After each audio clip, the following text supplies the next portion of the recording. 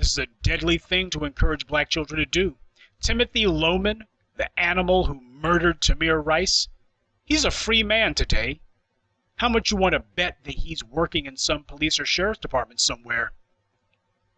And the animal who murdered Aiyana Jones, you want to lay odds that after he beat the rap that he's back in the Detroit police, or at least working in law enforcement somewhere else? And the same for the white supremacist who murdered Charlena Lyles and her unborn baby. Telling black children to befriend these guys when they have no idea who they're befriending, that's setting black children up to be killed. The white media is pushing the lie that the police in black neighborhoods have to come together. This is an impossibility. The police are supposed to serve the public, not the other way around.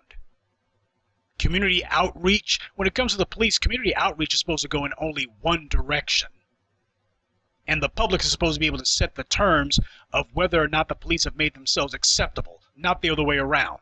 But beyond that pig simple common sense truth, there's an even greater reality that the white media is covering up. Tell me exactly what middle ground there is between good and evil. What kind of middle ground do black people have between law-abiding black citizens and white race killers who are murdering black people, murdering black children in the streets? What middle ground do we have with them?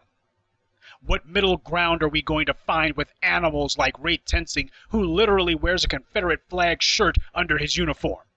What middle ground can black people find with Michael Slager, who shot an unarmed black man in the back 8 times, then tried to frame the scene of the murder? What kind of middle ground can we have with the police who see animals like Jason Van Dyke murder Laquan McDonald? They don't arrest him. They don't question him. They don't even try to stop him from killing the guy. In fact, they stand there and go, okay, whatever he does is cool with us. What kind of middle ground, what kind of common ground are we supposed to find with them?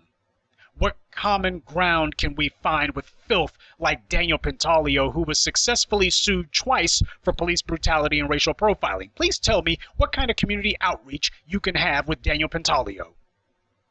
What middle ground do black people have with police chiefs like Todd Shaw, who was fired after directing his officers that if they come across a black teenager to shoot them?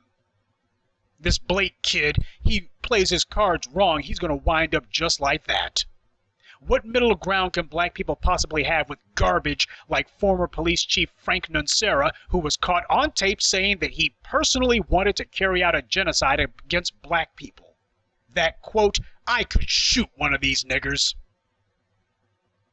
He said that black people had no value and that he wanted to join a firing squad so he could mow them down. How are we supposed to come together with that? How do you come together with police officers who do not say anything about the Frank Nunceras and the Todd Shaws and the Daniel Pantaleos and the Michael Slagers and the Ray Tensings, the cops who sit there and stay quiet, who are the silent accomplices for these animals? How do we find common ground with them? How in the world do we come together with that? You got a public who is virtuous and truthful and honest, and you got thugs with badges who lie, cheat, steal, rape, and murder children. What kind of conscientious public wants to come together with that? These images of white cops who, at the moment, are not committing violence against black children, these are stage managed as hell. The white media is never around when the police are committing violence.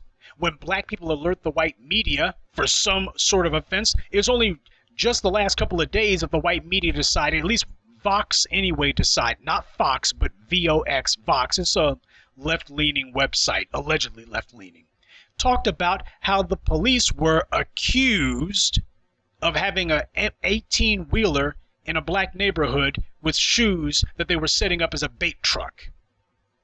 Yeah, I've heard about the thing about I've seen the video of the truck in Chicago that they got the police standing there after they claimed that they caught some black person trying to steal some shoes. It's a matter of, whoa, why don't you guys put that kind of thing in the white neighborhoods?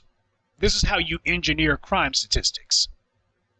In the white neighborhoods, they're killing people, shooting up the schools. We ain't worried about that. But in the black neighborhoods, well, if black people aren't stealing, let's see if we can find a way to tempt them. Let's see if we can find a way to induce somebody to take a chance. Let's see if we can set someone up.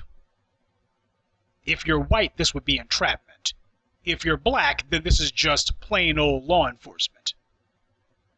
So the white media talked about that, but they frame it as, well, these are accusations. Man, the video is completely and thoroughly inarguable. You can't argue with that. That's just plain evidence, okay? But whenever the police are brutalizing black children, you never have the white media there. They're never there when that happens. Only reason that we see it is because you got some conscientious citizens who take video of it. You got strangers and bystanders who see this mess. White media never mentions that. They never ask this Blake kid, well, what do you think about the killing of Aiyana Jones? He probably doesn't even know about it. And his mammy didn't teach him about it either, I would imagine. What do you think about Tamir Rice? What do you think about the fact that the animal who murdered Tamir Rice got away with it? Would you want to be Tamir Rice? If you're playing in the park, would you want the police to be able to get away with killing you? No, those questions don't come up. Because this is all about convincing the public of a lie. The white media uses these fraudulent images in order to push the lie that the cops aren't killing black people at all. Well, if they are, well, clearly black people aren't that bothered by it. Yeah, a picture does speak 1,000 words. But that doesn't mean the 1,000 words are true. This is the end result of 3 generations of black kids being raised in single mother homes. Because the father is supposed to be the protector of the home, and I can show you video after video of black fathers hemming the police up whenever their children are being confronted by white thugs with badges. Single mothers, on the other hand, as we saw in Baltimore, tend to jump on their sons when their sons are trying to take the fight to the race soldiers. And then they go in front of the cameras later on and say, yeah, I had to do something about it because my son was out of control. But you see how I'm on him. White daddy can see that I'm on him. Yeah, I ain't gonna let this kid become a threat to white supremacy. No, sir. This is the tragedy of 3 generations of black children, specifically black sons, being raised in single mother homes. They don't learn what is supposed to be the core and foundation of manhood, which is you confront evil when it's a threat to you and yours. You got these single mothers who are reliant on white daddy and teaching their children to be reliant like they are. A child's not going to behave differently than he sees his mother behaving, except by chance. And you got a lot, in fact a majority of white mothers raising these sons, and they're dependent on white daddy either in the form of a government check, government housing, or a white company job. And I hope it rankles the angry black female contingent who always whine and complain whenever I point something like this out. The black children who we see the police posing with are overwhelmingly the offspring of single mothers. Deal with it. Now, you ain't going to call them out, but that's okay. That's what Professor Truth is here for. You're too cowardly to call it as it is. You want to try to have it both ways. You're fine with criticism when I talk about what black men are doing wrong, but the second that I say, well, you know, unfortunately, it's just a fact that the majority of black children are being raised by single mothers who are teaching them to be subservient to white power, all of a sudden your head explodes. Well, I got a lot of hefty bags on standby to clean up the mess afterwards. Let the heads blow.